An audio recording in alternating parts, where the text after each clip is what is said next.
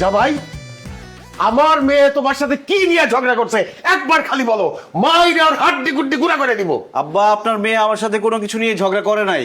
কি বলো জামাই, তোমার সাথে ওর ঝগড়াঝাটি হয় নাই? তাহলে যে তুমি এত তাড়াতাড়ি ফোন করে আসতে বললা, ঝগড়া যদি না থাকে তুমি কি আমার মেয়ে অসুস্থ? না মা, আমি অসুস্থ না। আমাকে ঠিকঠাক মতো দেখো, আমি একদম সুস্থ আছি।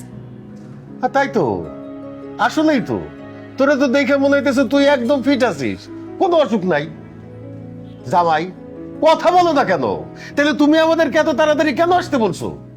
আপনাদেরকে তাড়াতাড়ি আসতে বলছি কারণ আব্বা আম্মা আপনাদের দুজনের জন্যই সারপ্রাইজ আছে। তাই নাকি? কি সারপ্রাইজ জামাই? আপনারা একটু সরে আসেন, দেখাচ্ছি।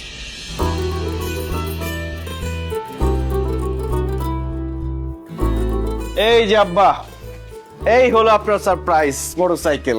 বাহ, খুবই ভালো লাগছে জামাই। এই বাইক তুমি চালাইলে তোমার একদম নায়কের মতো লাগবে।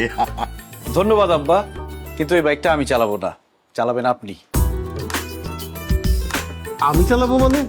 জি আব্বা, আপনি চালাবেন, কারণ এই বাইকটা আমি আপনার জন্য কিনছি। এই নেন চাবি।